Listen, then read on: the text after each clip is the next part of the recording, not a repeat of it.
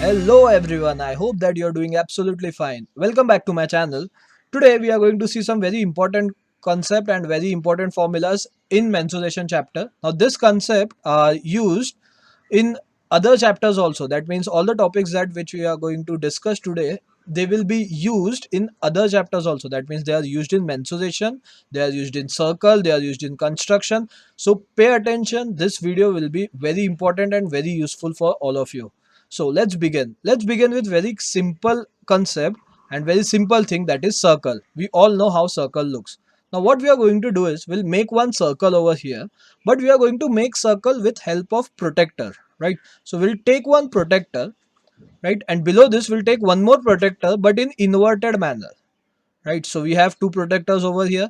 Now what we'll do, we'll take one chalk and we'll mark these two protectors boundaries. That means if I mark boundary of these two protectors, we'll get one circle. Now if you observe carefully, this circle was made from two protectors, right? One at top and other at bottom.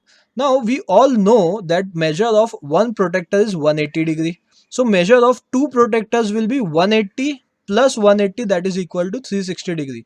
Since this entire circle was made from two protectors, measure of this entire circle will be 360 degrees. So don't forget this. This is very important. Measure of entire circle is 360 degrees.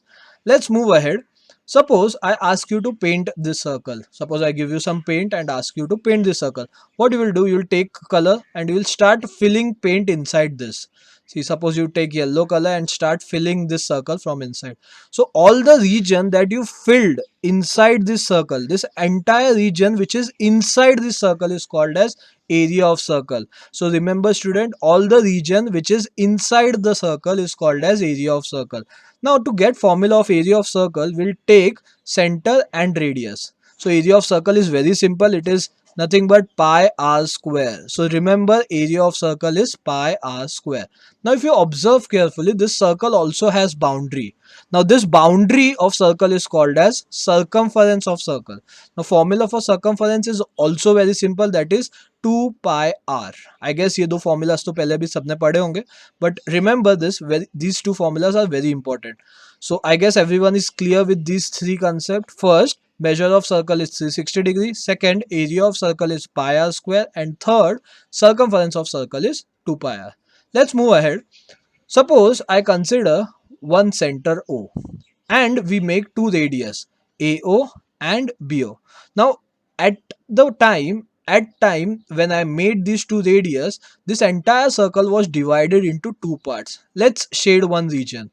So now here in this circle we have two parts, right? One is bigger and other is smaller. If you observe carefully, its boundary or its circumference also is divided into two parts. We have shaded its boundary. There are two parts. One is red part and other is smaller part, that is white part. Now this part of boundary that is broken, this part is called as arc. So here in this circle we have two arcs.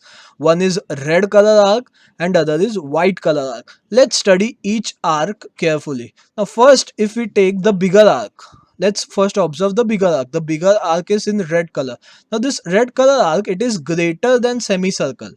We all know that measure of semicircle is 180 degree. If you observe this red color arc, it is greater than 180 degree. That means this arc, this bigger arc is greater than semicircle. So arc which is greater than semicircle is called as major arc. That means major arc is arc which is larger than semicircle and its measure is always greater than 180 degree. Remember this, this is very important.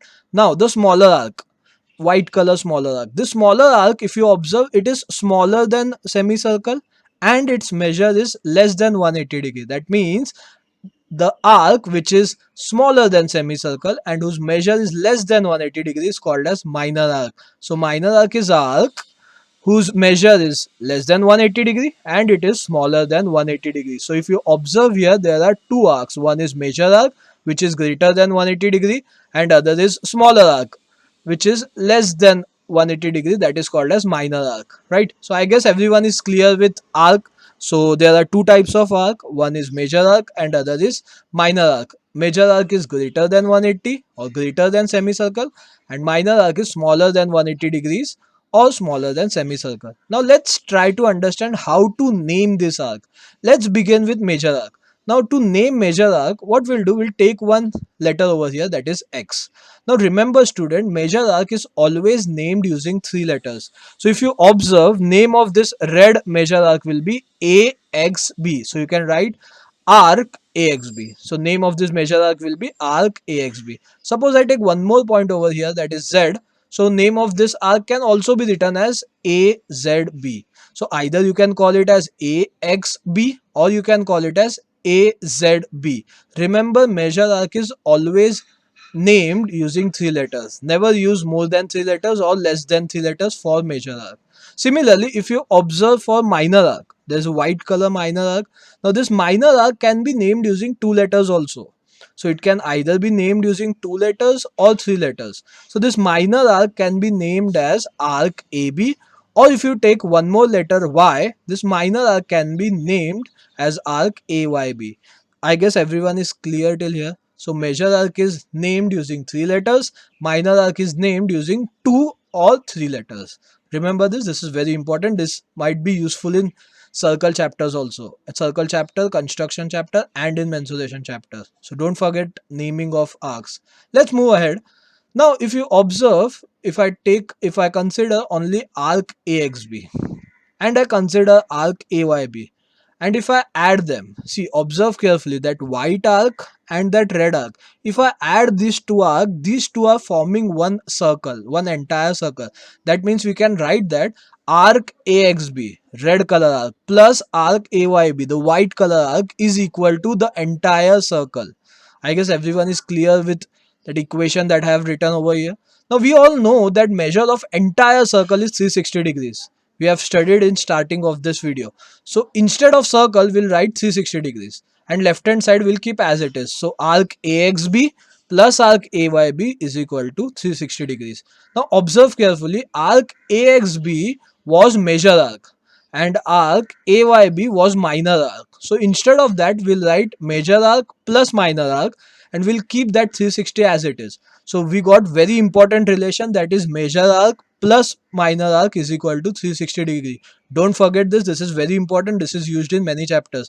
Major arc plus minor arc is equal to 360 degrees. I guess everyone is clear till here. Very good. Let's move ahead. Now, suppose we consider these two radius, AO and BO. Now, observe here carefully. As soon as I draw these two radius, they are meeting at center and forming one angle. AO and BO are meeting at center and forming angle at center. So, any angle that is formed at center of circle by joining of radius or by meeting of radius is called as central angle. So here if you observe, radius AO and BO, they meet at center O to form one angle, and that angle is called as central angle. See, central angle is angle which is formed by joining two radii at center of the circle, or two radii meeting at center of the circle. So here angle AOB is nothing but it is a central angle. So I guess everyone is clear with central angle. Central angle is angle which is formed at center of the circle, and it is formed when two radii meet at center of the circle. Now here we don't have value of this angle, so we'll assume it to be theta. So let's write that also, angle AOB is equal to theta. Now there is very important relation between this angle and this minor arc. The relation is very simple, they are equal to each other. So remember, this central angle is always equal to its corresponding minor arc. So we'll write that also, angle AOB is equal to arc minor arc AYB. So remember, this is very important relation. Central angle is equal to corresponding minor arc. This is used in circle chapter also many time and in mensuration chapter also. So remember very carefully, don't forget this, angle AOB is equal to arc AYB, that is central angle is equal to corresponding minor arc. Now let's revise everything quickly, what all important things I have taught in this video and what all important things you have learned in this video. Let's start with very first thing that we learned. First we learned that measure of circle is 360 degree. Remember, this is very important. Then we learned area of circle. Area of circle is pi r square. Then we learned circumference of circle, that is 2 pi r. After that we learned there are two types of arc. One is major arc, other is minor arc. Major arc is arc which is greater than 180 degree, and minor arc is arc which is less than 180 degree. So there are two types of arc. Then we learn relation between major arc and minor arc. So if we add major arc and minor arc, it is equal to 360 degrees. Remember this, this is very important.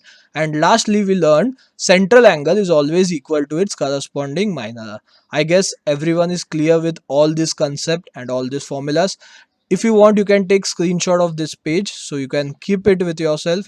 I guess everyone enjoyed this video. You understood this video very thoroughly, very carefully, right? So make sure before going you hit like button. Also share this important video with all your friends, and before going do subscribe to my channel, and if you want you can also follow me on Twitter with same ID Manjot sir. Chalo, we'll meet next time. Tab tak goodbye. Take care. Bye bye.